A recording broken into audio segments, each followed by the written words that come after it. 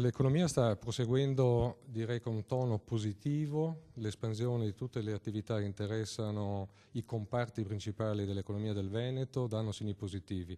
In termini di comparazione temporale c'è una lieve attenuazione rispetto ai risultati, le performance sempre positive dell'anno precedente. Un dato che esprime questo andamento positivo è sicuramente il mercato del lavoro. I dati sono positivi, ma la crescita economica del Veneto vede un freno rispetto al 2017. Lo rende noto la Banca d'Italia, che ha presentato presso la sede di Venezia l'aggiornamento congiunturale.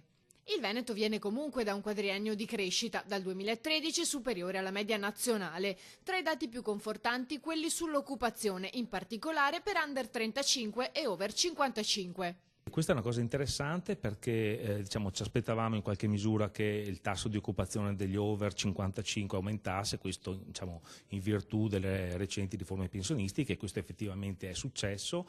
La cosa positiva è che aumenta anche il tasso di occupazione degli under 35, che comunque è aumentato, anche se si mantiene ovviamente su livelli inferiori a quelli medi, dell'occupazione media. Stiamo parlando fondamentalmente di contratti a termine, nei primi 6 mesi c'è stata una crescita, quindi un aumento delle assunzioni nette, soprattutto per contratti a termine, però a differenza dell'anno scorso nei primi 6 mesi di quest'anno sono cresciuti anche i contratti a tempo indeterminato. Questo ha portato di conseguenza a migliorare anche le condizioni economiche delle famiglie, sia per il credito al consumo, con un più 9,6% nei primi 6 mesi, che per i mutui. Le imprese hanno migliorato la loro posizione di liquidità finanziaria, ma visto l'andamento dei mercati esteri, ora si muovono con cautela. Miglioramento anche nel settore turistico, con la crocieristica a Venezia che indica un dato sorprendente. Un dato che è in controtendenza rispetto ai flussi di merci, di passeggeri nei sistemi portuale e aeroportuale,